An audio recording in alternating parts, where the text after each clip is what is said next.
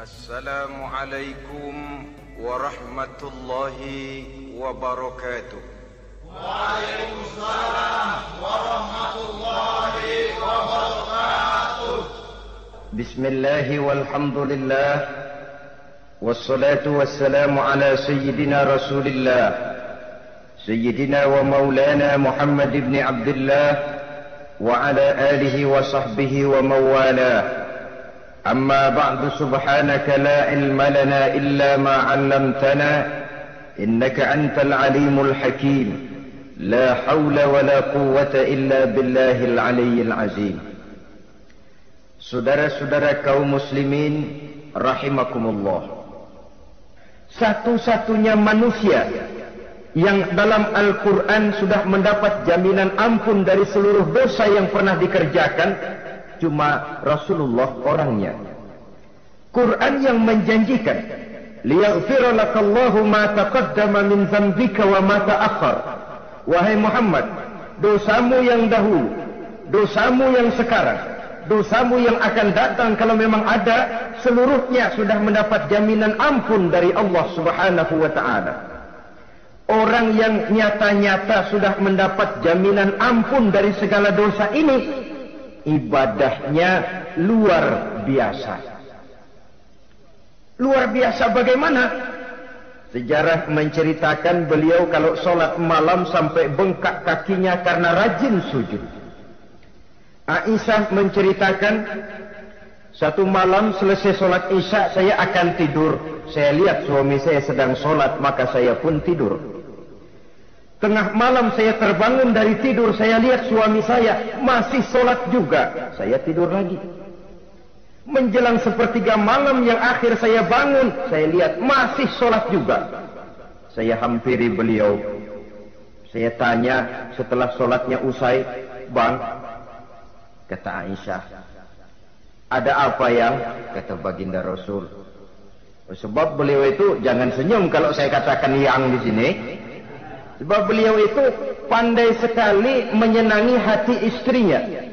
Panggilan kelihatannya sepele, tapi bisa menghidupkan keharmonisan dalam rumah tangga. Beliau apabila memanggil Siti Aisyah dengan kalimat Humaira, "Ya Humaira," wahai yang pipinya kemerah-merahan. Cantik sekali panggilannya untuk istrinya. Kita kadang-kadang terlalu jujur tapi nyakitin. Mentang-mentang bini hitam, kalau manggil bini hitam, sini lo. Jujur tapi nyakiti itu. Hadirin yang saya muliakan, baginda menjawab, "Ada apa ya? Abang ini kan dosanya sudah mendapat jaminan ampun dari Allah." "Iya, lalu gimana?" "Ya kalau ibadah jangan terlalu gitu-gitu benar, kenapa sih? Orang sudah dapat jaminan ampun itu kan mestinya tenang, aman. Ini malah seolah-olah beliau orang yang paling banyak mempunyai dosa. Tidak puas melaksanakan hanya sholat yang wajib ditambah dengan yang sunnah-sunnah.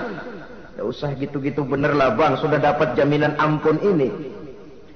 Terhadap usul istrinya ini, apa jawab beliau? Sederhana, tapi melambangkan sikap jiwa yang luhur. Beliau menjawab, "Aisyah, afala uhibbu an akuna abdan syakura."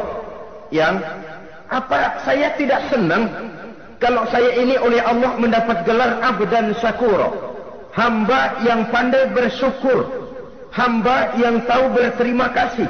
Makin diampuni, makin banyak sujud saya. Makin diampuni, makin banyak ibadah saya kepada Allah. Inilah prinsipnya. Saudara-saudara, oleh karena ibadahnya demikian rupa, Allah lalu dekat. Oleh karena Allah dekat, perjuangan beliau itu, walaupun Quraisy melakukan segala macam cara dan usaha, mengeluarkan segala daya dan dana, kemampuan dan kekuasaan, tidak pernah berhasil mematahkan, walaupun berhasil menekan perjuangan baginda Rasulullah sallallahu alaihi wasallam. Coba kalau kita buka sejarah, beliau itu kan mulai berjuang sendiri. Yang dihadapi masyarakat yang keras, kasar, brutal. 14 abad yang lalu, semenanjung Arabia terkenal sebagai masyarakat yang jahiliyah, di mana maksiat dan munkarat merajalela. Sembahan adalah berhala. Anak perempuan lahir dibunuh hidup-hidup. Itu zaman dulu, zaman sekarang pun tidak jauh bedanya. Malah kalau zaman dulu dikubur hidup-hidup, sekarang sebelum lahir sudah dibunuh. Yang namanya abortus itu. Kadang-kadang aneh, kita mengadakan operasi bersih, dilarang buang sampah sembarangan. Kalau sudah buang sampah saja tidak boleh sembarangan, tahu-tahu zaman sekarang ini bayi dibuang di tempat sampah. Bukan lagi kertas, bukan lagi kardus, bayi dibuang di comberan. Kan lebih sadis sebenarnya dari jahiliyah 14 abad yang lalu. Judi di zaman dulu 14 abad yang lalu merajalela, menyentuh segala lapisan masyarakat. Di zaman sekarang pun judi tidak kurang hebatnya, cuma tentu dengan bahasa yang lain. Apalagi di zaman sekarang orang pandai menghaluskan bahasa, mensamarkan istilah. Judi disebut sumbangan umpamanya, sehingga orang lalu tidak terasa bermain judi, terasanya ikut nyumbang. Itu sekedar istilah yang merangsang orang sebenarnya. Masyarakat yang semacam ini yang dihadapi oleh baginda Rasul. Diangkat jadi Rasul umur 40 tahun lalu mulai berjuang. Mula-mula secara sembunyi dakwahnya itu. Dari pintu ke pintu, dari rumah ke rumah, dari orang ke orang. Hasilnya 3 tahun gerilya berdakwah, dapat pengikut tidak lebih 11 orang. Sudah tidak digaji, tidak dapat beras, hidup pun miskin. 3 tahun dakwah, dapat pengikut 11 orang. Ustadz mana zaman sekarang yang masih mau ngajar? Kalau 3 tahun buka pengajian, yang ngaji cuma 11, bubar. Kiai mana yang masih mau buka pondok? Kalau 3 tahun buka pesantren, santrinya cuma 11. Pemimpin mana yang masih mau kampanye? Kalau 3 tahun kampanye dapat pemilih cuma 11. Bangkrut. Tapi tidak dengan Rasul. 3 tahun berlalu, turun perintah fasda bima tu'mar. Tidak usah berdakwah secara sembunyi, Muhammad sampaikan saja Islam secara terbuka. Mulailah beliau berdakwah secara terbuka, terang-terangan. Mula-mula Quraisy dikumpulkan dekat Ka'bah. Kumpulah Abu Jahal, Abu Lahab, Abu Sufyan dan gembong-gembong Quraisy. Di sana buat pertama kali secara terbuka baginda Rasul pidato. Tuan-tuan Quraisy, apakah tuan-tuan percaya kepada saya? Percaya. Kenapa? Karena Anda Muhammad sejak kecil belum pernah bohong. Baik. Jikalau memang tuan-tuan percaya kepada saya, maka mulai hari ini saya serukan kepada tuan-tuan, ankizu anfusakum minan nar. Jaga, pelihara, lindungi dan selamatkan diri tuan dari neraka. Tinggalkan segala macam berhala, jauhi Latta, Uzza, Manat dan Hubal. Sembah Allah Tuhan yang Esa, yang lam yalid wa lam yulad, yang tidak beranak dan tidak diperanakan. Ini dakwah pertama yang beliau sampaikan. Selesai beliau pidato, Abu Lahab interupsi, angkat tangan. Muhammad, ada apa paman? Alihaza jama'tana, cuma untuk dengar ocehan kayak begini kami dikumpulkan di sini. Tabban laka ya Muhammad. Kalau bahasa kasarnya, mau mampus kamu Muhammad. Nabi tidak jawab, Allah yang jawab. Tabbat yada abi lahabi wa tab, ma aghna anhu maluhu wa ma kasab. Bukan Muhammad yang celaka, Abu Lahab lah yang kelak akan menemui kecelakaan. Dakwah terus berlangsung. Ketika dakwah secara terbuka sudah dimulai, hambatan dan tantangan mulai datang. Sejak dari teror mental sampai kepada teror fisik.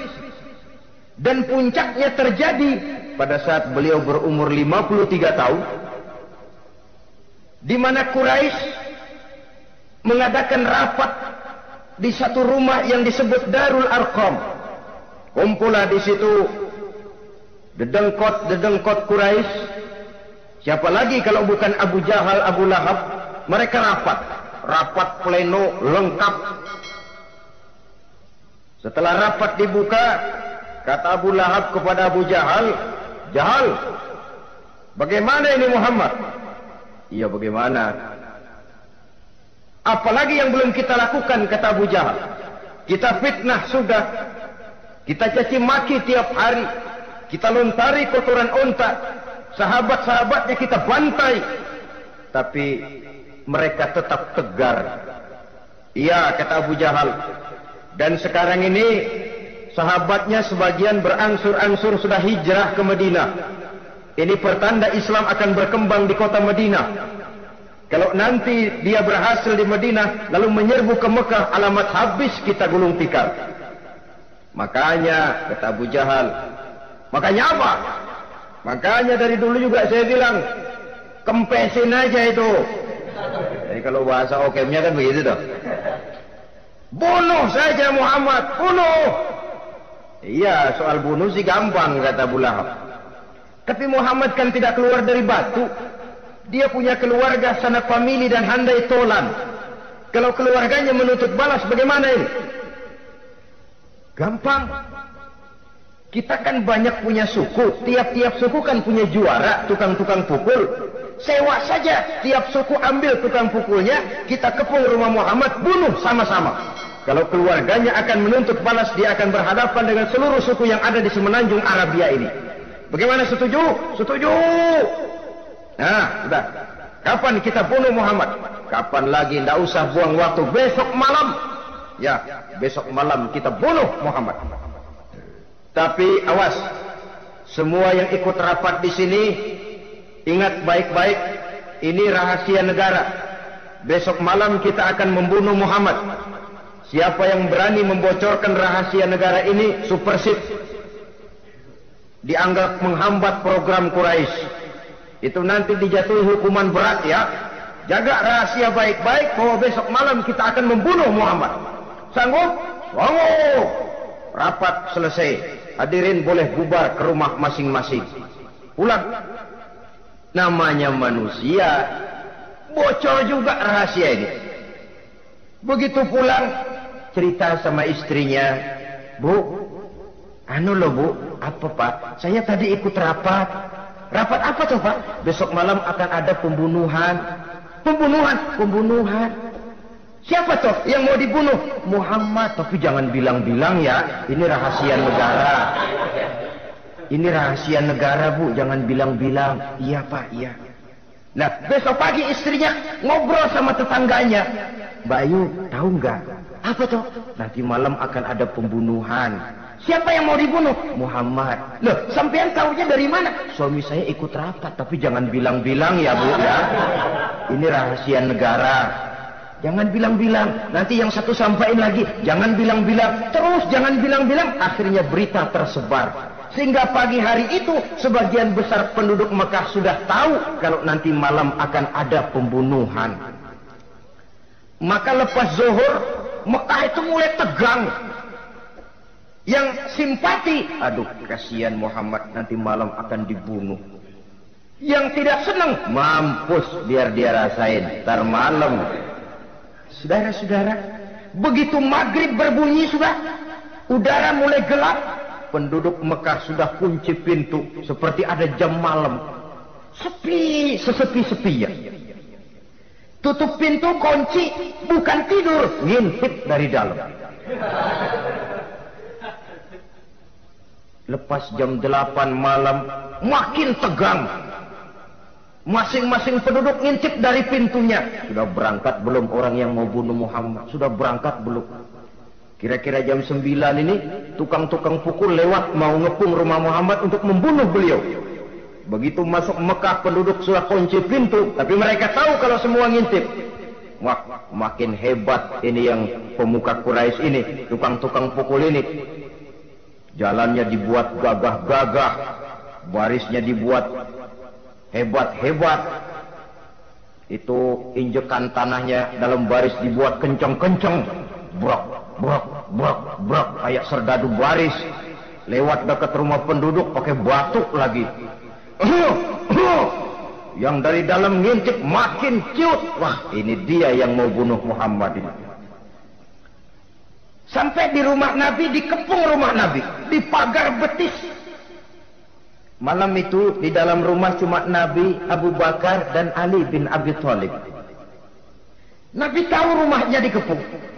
Lewat tengah malam beliau berkata, Abu Bakar, saya ya Rasul, mari kita berangkat hijrah. Baik ya Rasul. Ali, saya ya Rasul, kamu gantikan saya ya. Gantikan apa ya Rasul? Gantikan tidur di tempat tidur saya. Baik ya Rasul. Masya Allah. Sekali menggantikan mati. Tidur di tempat tidur Rasul pada malam rumahnya dikepung, resikonya kan mati. Menggantikan mati. Lah kalau menggantikan lurah lumayan. Menggantikan mati. Dan Ali tahu persis resikonya. Dan beliau waktu itu masih muda dan beliau tidak nawar. Baik ya Rasul, saya akan tidur di sini, berangkatlah Tuhan. Berangkat Rasul, ketika keluar dari pintu belakang rumah dikepung rapat. Terjadilah keajaiban yang Allah ceritakan, wa ja'alna min baini aydihim sadda wa min khalfihim sadda fa'aghshaynahum fahum la yubsirun. Di muka, di belakang, di kiri kanan dibuatkan dinding oleh Allah, dibutakan mereka. Mereka tidak lihat kalau Muhammad keluar dari rumahnya. Siaga penuh, apel, mata melotot, Nabi lewat nggak kelihatan. Sampai Nabi kemudian menuju Gua Thur, 3 malam 2 hari di sana. Dari sana perjalanan dilanjutkan ke Madinah Al-Munawwarah. Allahu Akbar. Mengarungi gurun pasir yang gersang dan tandus, yang terbentang antara Mekah dan Madinah. Meninggalkan kampung halaman tempat di mana dilahirkan dan dibesarkan. Keluarga yang berbeda akidah terpaksa berpisah. Kok kuat? Kok bisa? Kok sanggup? Di mana rahasia kekuatannya? Beliau punya sandaran vertikal. Ibadahnya kepada Allah. Dengan bahasa kita sekarang, beliau punya backing. Backingnya tidak kepalang tanggung, yang serba maha. Maka saya mengajak kepada seluruh kaum muslimin, di zaman sekarang kan orang lagi main backing-backingan.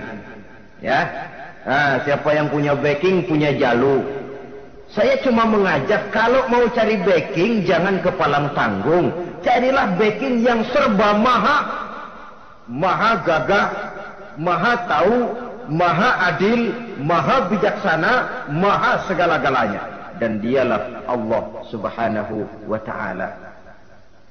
Saudara punya backing kolonel, tanggung. Nanti dia pensiun habis. Yang kolonel saja tanggung, apalagi yang kopral. Kalau mau cari backing, carilah backing yang serba maha, Allah azza wa jalla. Caranya tentu dekat kepadanya. Untuk dekat kepadanya melalui jalur yang sudah diatur olehnya, melalui Rasulullah sallallahu alaihi wasallam, yaitu salat, ibadah. Makin tinggi nilai ibadah, makin dekat kita dengannya. Makin dekat dengannya, makin banyak fasilitas yang akan diberikan untuk kita.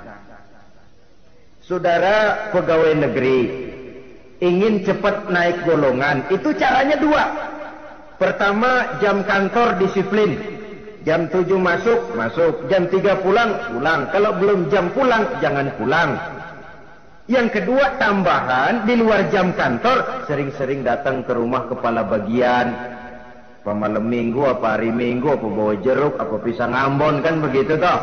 Ini nanti kan kepala bagian kan nilai. Karyawan saya yang satu ini jam kantornya disiplin, tambahan dia sering datang hari minggu di luar jam kantor bawa jeruk lagi. Ini mestinya belum naik, lah gue naikin dulu ke atas.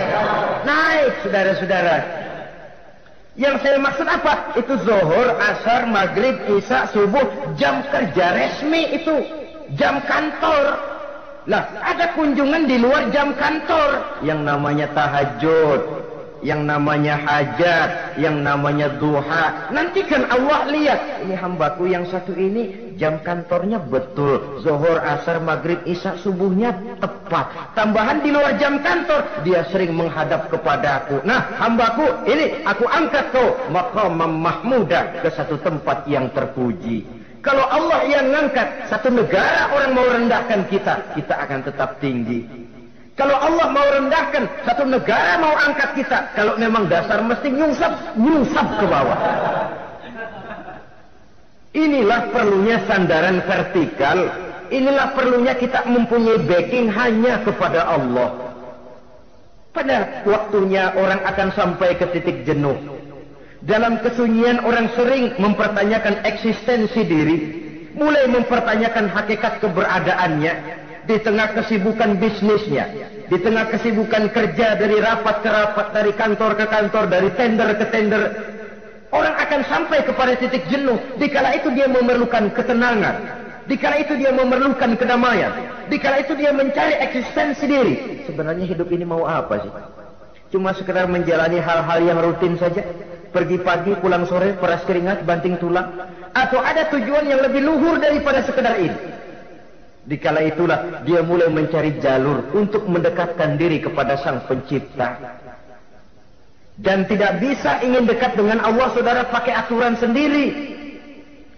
Ingin dekat dengan gubernur harus ikut aturan yang ditetapkan oleh protokolnya gubernur. Ingin dekat dengan presiden, ya ikut jalur yang sudah disusun oleh protokolnya presiden. Ingin dekat dengan Allah, ya ikut jalur yang sudah diatur oleh Allah melalui Rasulnya. Apa itu? Ya diantaranya sholat, puasa, dan ketentuan-ketentuan ibadah yang lain. Tidak bisa dengan prinsip, yang penting kan hati baik, berjiwa bersih, akhlak luhur, gak usah sholat kalau hati baik sudah dekat dengan Allah. Oh, alangkah enaknya kalau begitu. Kalau dengan itu bisa dekat dengan Allah, rasanya Nabi Muhammad yang paling dulu berhenti sembahyang. Kenapa? Beliau orang yang hatinya paling baik. Beliau orang yang budinya paling luhur. Kalau budi luhur dan hati baik sudah menjamin untuk dekat dengan Allah, Nabi dulu berhenti sholat. Nyatanya tidak. Beliau orang yang berbudi luhur, berakhlak baik, entok ibadahnya demikian rupa. Dan beliau adalah standar untuk kita jadikan contoh dalam mengamalkan ajaran-ajaran agama di kehidupan kita ini. Saudara, itu tadi sepertiga waktu beliau untuk ibadah, untuk Allah. Sepertiga yang kedua dari waktu beliau adalah untuk tugas. Dalam hal ini, sebagai seorang Rasul, menyampaikan risalah Islam berhadapan dengan umat. Yang jadi soal ialah, apa modal utama beliau di dalam melaksanakan tugas? Dan ini nanti sebagai cerminan buat kita. Modal utamanya pertama adalah keteladanan, dan yang kedua adalah akhlak. Sekarang ini kita hampir nyaris mengalami berbagai macam krisis. Yang paling santer kita dengar adalah krisis wibawa. Ada pak guru dicegat muridnya di jalanan, dipukulin karena nggak naik kelas katanya. Nampaknya guru nggak lagi berwibawa. Di satu pihak mungkin karena si guru tidak bisa digugu dan ditiru. Di lain pihak juga murid tidak lagi mengenal arti rasa hormat kepada pak guru. Nah, kenapa krisis wibawa timbul? Karena tidak ada keteladanan. Adapun Rasul, wibawa beliau timbul di tengah umat karena keteladanan ini. Apapun yang beliau ajarkan kepada umat, beliau adalah pelaksana pertama. Dengan kata lain, satunya kata dan perbuatan. Ini yang sangat diperlukan di zaman kita sekarang. Bukan cuma sekedar simposium, muktamar, kongres, rapat besar dengan keputusan bertumpuk-tumpuk kertas di atas meja, tetapi tidak pernah terrealisir dalam kehidupan. Yang kita perlukan adalah satunya kata dan perbuatan. Bahwa kalau itu yang diucapkan, itu yang diterapkan. Kalau itu yang diteorikan, itu yang dikerjakan. Keteladanan. Yang kedua, rahasia sukses beliau dalam melaksanakan tugas berhadapan dengan umat, akhlak. Beliau tidak menyampaikan Islam ini dengan kekerasan, tidak juga dengan bujuk rayu harta, tidak pula dengan menakut-nakuti orang. Belum pernah kita baca dalam sejarah beliau teriak-teriak, awas yang tidak masuk Islam dipecat jadi orang Arab. Tidak. Atau dengan bujuk rayu, ayo siapa masuk Islam super mie 2 bungkus? Tidak. Sebab kebenaran tidak bisa dipupuk dengan materi. Kebenaran adalah soal keyakinan, dan keyakinan adalah soal batin. Orang yang beragama karena tertarik kepada super mie, orang yang beragama karena tertarik kepada pakaian, kepada obat-obatan, nilai imannya dipupuk dengan materi. Dan usaha seperti itu sama saja dengan menegakkan benang basah. Dia percaya kepada sesuatu yang dia tidak mengerti. Dia yakin kepada sesuatu yang dia tidak tahu apa bentuk yang dia yakini itu. Alangkah malang dan kasihannya orang yang beragama seperti ini. Tidak demikian dengan Rasul. Islam ini adalah satu keyakinan. Keyakinan terhadap kebenaran hanya bisa ditegakkan dalam nurani manusia yang paling mendasar. Karena itu dia tidak bisa dipaksakan. Dan itu pula sebabnya Quran punya prinsip la ikraha fid din. Tidak ada paksaan dalam beragama. Mau Islam silakan, tidak mau Islam silakan. Allah tidak memaksa. Tapi ayat ini jangan disalah pakai. Tidak pernah sholat, ditanya orang, kamu kan Islam kok tidak sholat? La ikraha fid din dong. Salah pakai. Yang tidak ada paksaan dalam beragama itu untuk orang di luar Islam. Kepada tuan-tuan di luar Islam, la ikraha fid din, tidak ada paksaan masuk Islam. Tapi kalau sudah masuk ke dalam Islam, maka berlaku peraturan Islam. Contohnya begini saja, tidak ada paksaan masuk ke rumah saya. Gitu. Mau masuk silahkan, tidak mau masuk tidak ada urusan. Tapi sekali saudara masuk ke rumah saya, saudara harus ikut tata tertib yang ada di dalam rumah saya. Kira-kira beragama itu begitu. Tidak ada paksaan masuk Islam. Tapi sekali saudara masuk Islam, maka berlaku peraturan Islam untuk kehidupan saudara. Jadi la ikraha fid din ini buat orang di luar garis. Allah tidak maksa-maksa orang mau masuk Islam mau tidak. Silahkan saja. Tapi ketika orang mendapat hidayah masuk ke dalam Islam, peraturan Islam berlaku dalam kehidupannya. Saudara hadirin kaum muslimin rahimakumullah. Akhlak. Mari kita lihat lebih jauh bagaimana sih akhlak beliau yang mulia itu. Allahu Akbar.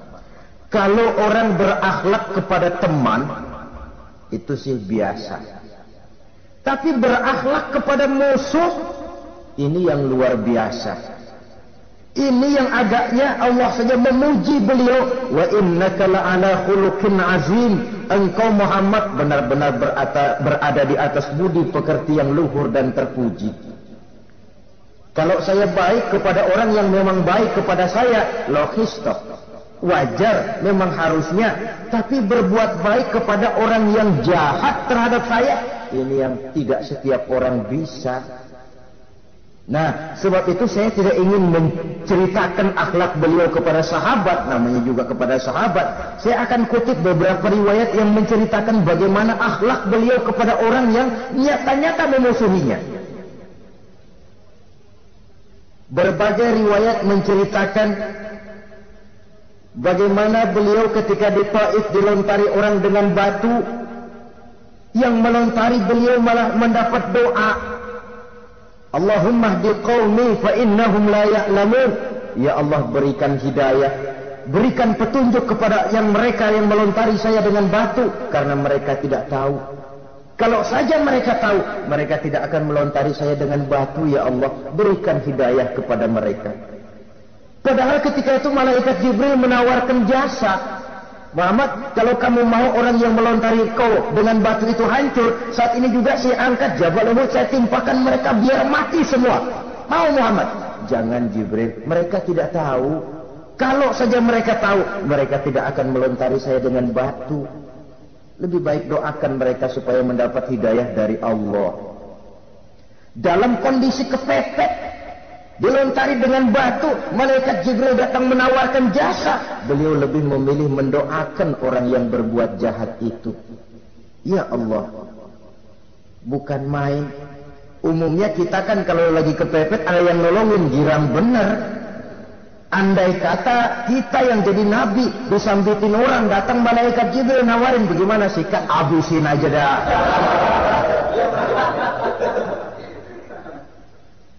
Ini akhlak kepada musuh. Ketika beliau selesai sholat zuhur, istirahat rebah-rebah, tidur-tiduran di bawah pohon kurma, datang orang kafir yang bernama Daksur yang sudah lama mengintip-ngintip, mencabut dan menghunus pedang. Muhammad, kalau ini saat saya tebas batang lehermu, siapa yang akan menolong engkau? Tidak ada. Yang akan menolong saya Daksur? Iya, Allah yang akan menolong saya. Mendengar Allah, Daksur gemetar, keringat dingin bercucuran, pedang jatuh ke bawah, diambil oleh Rasul pedangnya, dibalikan ke leher Daksur. Kalau sekarang saya yang tebas batang lehermu Daksur, siapa yang akan menolong kamu? Tidak ada ya Rasul, kecuali kalau kau mau memaafkan saya. Baik, ambillah kembali pedangmu, kau saya maafkan dan jangan ulangi lagi perbuatan semacam ini. Lain saat beliau sedang tawaf, diikuti oleh seorang Quraisy kafir. Sambil tawaf, ini kafir Quraisy sudah bawa pisau. Dia pikir, nanti di satu sudut yang agak gelap saya tikam Muhammad dari belakang, saya bunuh dia. Jadi kafir ini pura-pura ikut tawaf. Jahatnya orang kafir itu kan begitu, tawaf ya ikut pura-pura tawaf, ada kesempatan sikat dari belakang. Putaran pertama belum ada kesempatan, putaran kedua makin tegang. Pokoknya begitu tempat agak gelap, cabut pisau, hantam saja sudah Muhammad, biar mati sekali di sini. Dan Nabi tahu, oh ini asisten pribadi malaikat Jibril masih tahu toh. Jadi malaikat Jibril memberitahu, awas Muhammad, itu di belakangmu orang cuma pura-pura tawaf, dia bawa pisau mau bunuh kamu, hati-hati Muhammad, Roger ganti gitu.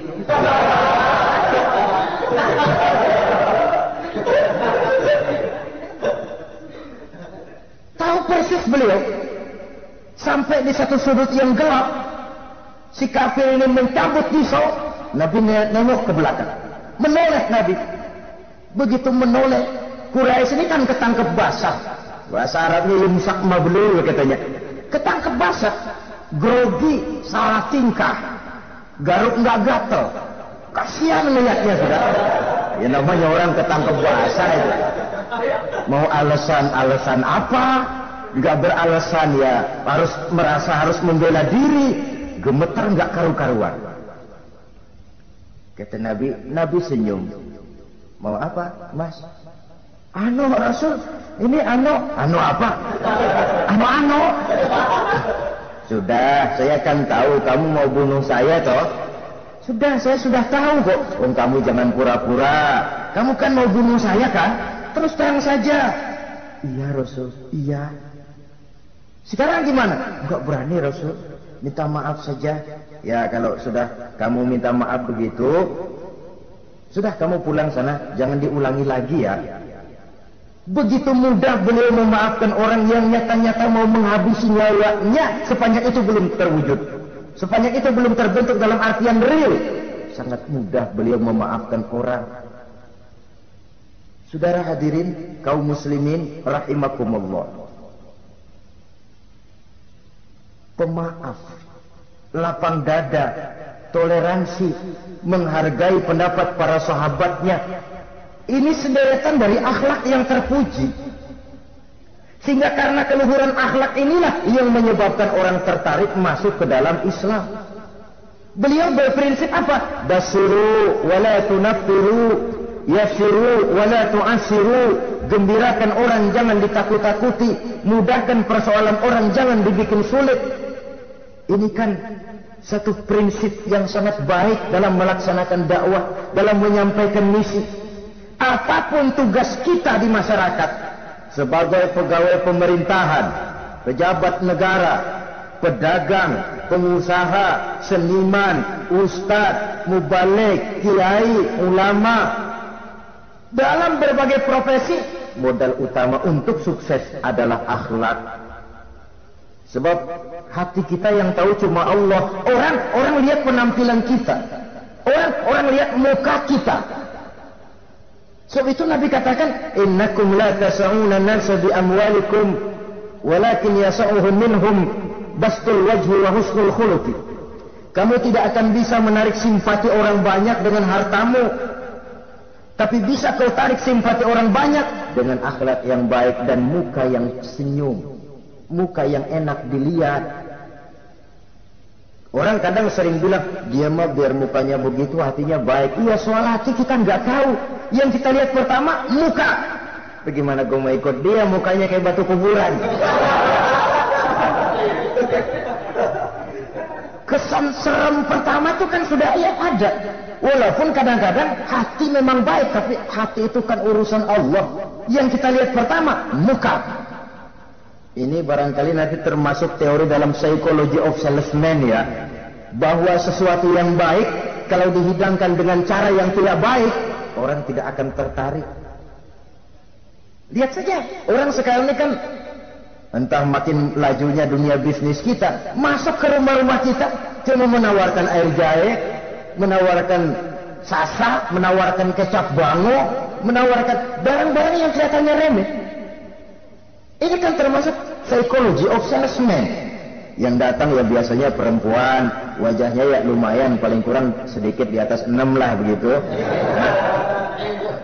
Lalu tutur katanya sopan, masuk ke rumah tidak sungkan, ada rasa familiar, rasa kekeluargaan, lalu datang. Taktik untuk menawarkan barang yang jadi merek dagangannya. Nah, Islam ini agama yang baik. Kalau disampaikan dengan cara yang tidak baik, sadis, memponis, orang akan lari dan jauh. Menyinggung, bukan menyentuh. Siapapun kalau tersinggung lari, tapi kalau tersentuh, dia akan mendekat. Apaan lo Islam bayang begitu? Mikirnya anak gue sembayang diomelin, mendingan kagak sembayang sekalian ketahuan. Saudara hadirin yang saya muliakan, ini yang diberikan contoh oleh baginda Nabi.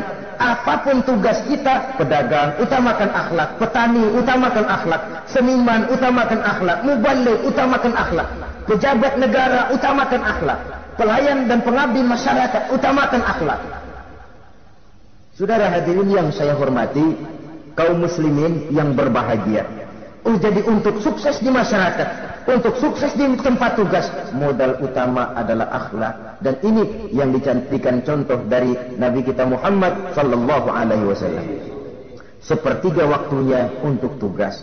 Dalam menjalankan dan melaksanakan tugas sebagai seorang rasul, menyampaikan risalah Islam berhadapan dengan umat, modal utamanya adalah akhlak. Demikian juga kita di masyarakat. Dan akhlak itu memang harus dibiasakan sejak kita kecil, sehingga dengan demikian nilai-nilai yang baik akan terus terbawa sampai di hari tua kita. Saudara-saudara, rasanya kehancuran satu bangsa dimanapun di dunia ini selalu dimulai dengan kehancuran akhlak daripada bangsa itu sendiri. Dan kehancuran akhlak itu bisa saja terjadi di tengah kemakmuran ekonomi, di tengah maju dan canggihnya teknologi. Kapan? Apabila pegangan orang kepada agama sudah lemah dan rapuh. Kita tengok di negara-negara di sebelah barat kita, kemajuan teknologi yang tidak diimbangi dengan kuatnya pegangan orang kepada agama telah melahirkan budaya-budaya yang merendahkan martabat manusia.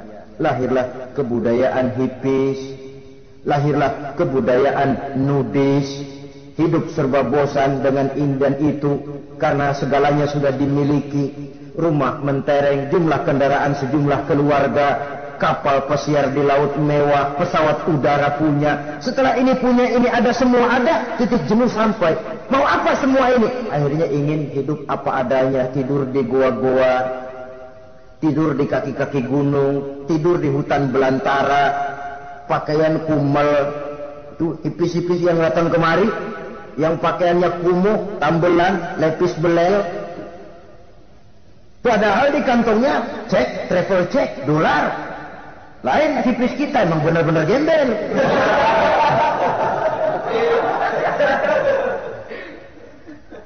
Merasa jenuh, merasa bosan. Bahkan sebuah berita dari Jerman, orang terlalu kaya, pulau dibeli. Di pulau itu dia bikin satu klub yang bernama klub nudis. Setiap anggotanya boleh masuk ke pulau itu dengan catatan tidak boleh pakai pakaian selembar pun. Alias bugil, telanjang bulat, sudah telanjang bulat itu. Dan di sana berlakulah apa yang disebut serba boleh. Jadi kalau di sana ke sana saudara bawa istri masuk anggota, ya silahkan saja. Istilah tukar pakai, simpan pinjam bisa-bisa saja, asal suka sama suka. Asal perbuatan yang dianggap tidak merugikan orang lain, suka sama suka, sudah tidak bisa dituntut oleh norma yang berlaku. Ya.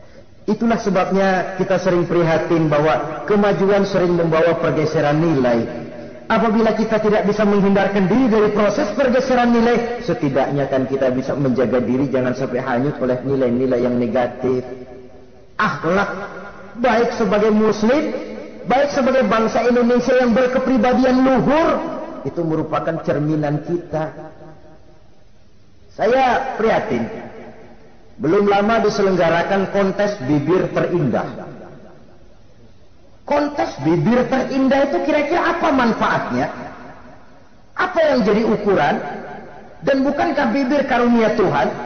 Ya kalau yang bibirnya mungil bisa ikut kontes lah, kalau yang jebleh gitu.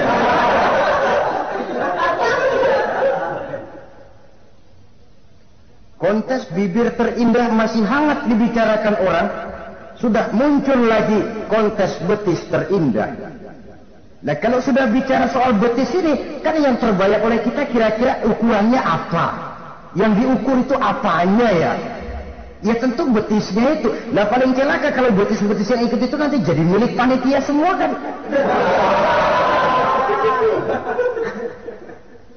Yang tidak usah kita mengukur dengan kacamata agama, dengan budaya kita sebagai bangsa Indonesia yang berfalsafahkan Pancasila, rasanya mendengarnya saja kok sudah tidak sah gitu loh.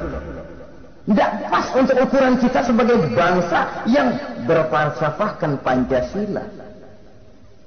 Saudara-saudara kaum muslimin rahimakumullah.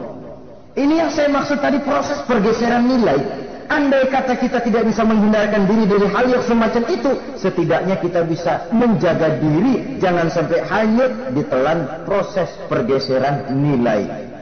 Dan memelihara nilai-nilai akhlak ini dari hari ke hari memang tidak semakin ringan, bahkan akan semakin berat, karena tantangan yang kita hadapi juga akan semakin berat. Inilah sepertiga yang kedua dari waktu beliau untuk melaksanakan tugas. Jadi modal utama dalam melaksanakan tugas akhlak. Di antara nilai akhlak itu prinsip Nabi tadi, gembirakan orang, jangan ditakut-takuti, mudahkan urusan orang, jangan dibikin sulit. Sehingga kalau yang memang mudah lalu dipersulit, itu sudah mencerminkan akhlak yang tidak diajarkan oleh Rasulullah sallallahu alaihi wasallam. Kemudian yang terakhir, sepertiga yang ketiga dari waktu beliau adalah untuk keluarga. Jadi tadi ada waktu untuk Allah, ibadah. Ada waktu untuk tugas. Dan yang ketiga ada waktu untuk keluarga. Bagaimana Rasul di tengah keluarganya? Anas bin Malik bercerita, saya 11 tahun membantu di rumah tangga Rasul. 11 tahun itu kan artinya 11 kali 360 hari kali 24 jam. Bukan waktu yang sebentar itu. Selama 11 tahun saya membantu di rumah tangga Rasul, kata Anas, belum pernah saya dengar kata-kata kasar, keras, membentak. 11 tahun saya membantu di rumah tangga beliau, belum pernah saya lihat ada piring terbang, ada bakyak melayang. Artinya apa? Cerminan dari ketentraman, keayeman, kedamaian rumah tangga beliau. Padahal rumah tangganya kecil.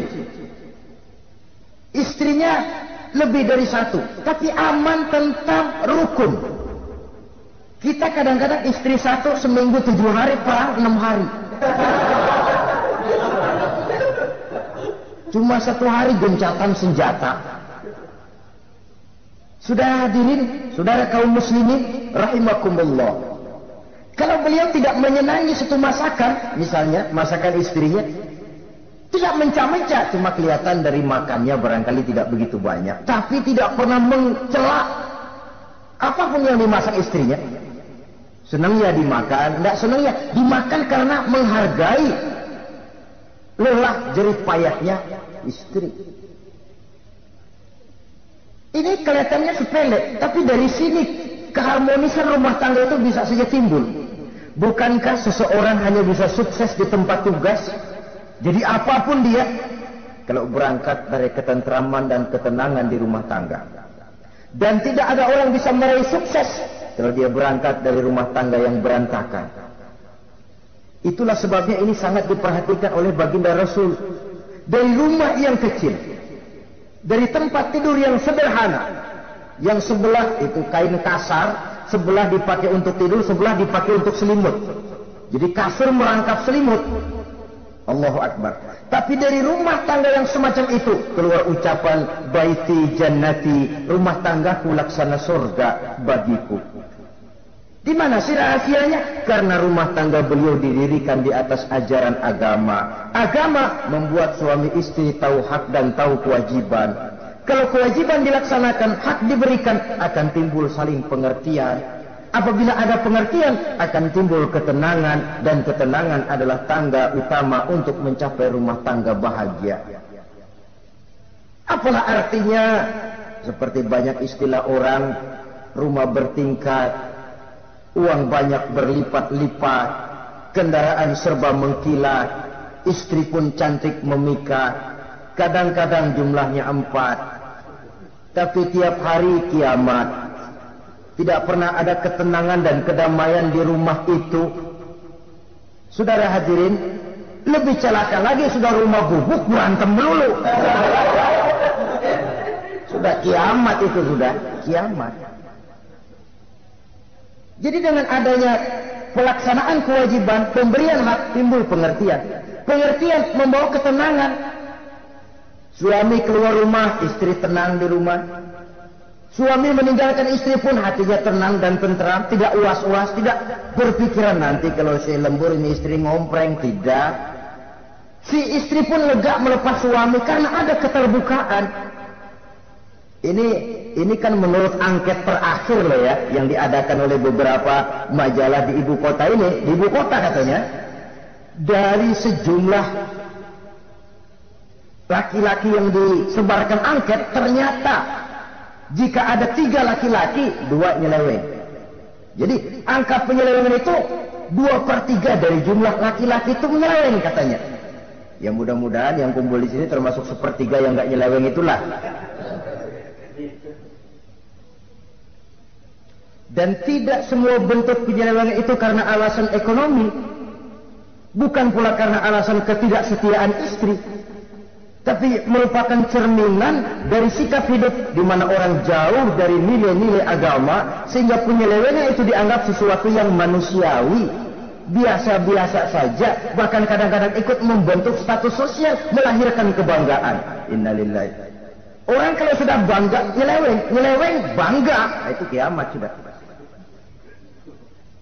Sama saja, bikin dosa, ketawa. Waduh. Itu malaikat gemes benar. Udah bikin dosa cengengesan, cengir, udah ada rasa nyesel, udah ada rasa takut, udah ada rasa bersalah, biasa gitu. Saudara hadirin yang saya muliakan, ini kan cerminan dari rapuhnya pegangan orang kepada agama. Jadi untuk membina rumah tangga yang bahagia ini, 1/3 dari waktu untuk di tengah keluarga, menghidupkan nilai-nilai agama di rumah tangga kita. Oleh karenanya, pada bagian akhir dari pertemuan yang singkat ini, saudara-saudara, saya mengajak, marilah pandai-pandai membagi dan mengatur waktu. Ada waktu untuk Allah, ada waktu untuk tugas, ada waktu untuk keluarga. Syukur kalau ada keseimbangan. Tapi kalau tidak, istilah usul fikih itu tatimul aham minal muhim, mendahulukan yang terpenting dari yang penting. Kalau ada 3 persoalan semuanya penting, tentu di antara 3 ini kan ada yang lebih penting. Yang itulah yang dikerjakan lebih dulu. Dan ini tidak berarti bahwa penjatahan waktunya harus sama. Untuk ibadah dalam sehari semalam sekian jam, untuk tugas sekian jam, untuk keluarga sekian jam. Tidak bisa kita targetkan begitu. Dan yang dimaksud di sini pun adanya pengaturan. Pengaturan tidak berarti bahwa harus sama waktunya, tidak. Kita melihat kepentingannya. Saudara hadirin, sama saja di zaman sekarang, kalau dengan pembangunan kita ingin menciptakan pemerataan di kalangan rakyat, itu tidak berarti bahwa rakyat Indonesia ini standar ekonomi harus sama semua, seperti yang dicita-citakan komunis. Tidak bisa. Menciptakan pemerataan artinya, kalau yang kaya bisa semakin kaya, kenapa yang miskin tidak bisa naik jadi sedikit kaya? Dan artinya menciptakan kesempatan kepada setiap penduduk Indonesia untuk merubah tahap dan taraf kehidupannya. Demikian juga adanya pengaturan waktu. Bukan berarti untuk Allah sekian jam, keluarga sekian jam, tugas sekian jam. Sebab jam-jam ini sulit kita jatahkan. Kadang-kadang tugas, kadang-kadang keluarga, kadang-kadang ibadah kita sedang gandrung. Yang penting ada keseimbangan dalam cara kita mengatur waktu itu. Nah, saudara-saudara, demikianlah pertemuan dan pembicaraan kita kali ini. Terima kasih atas segala perhatian. Mohon maaf atas segala kekurangan. Usikum wa nafsi bitaqwallah. Wassalamualaikum warahmatullahi wabarakatuh.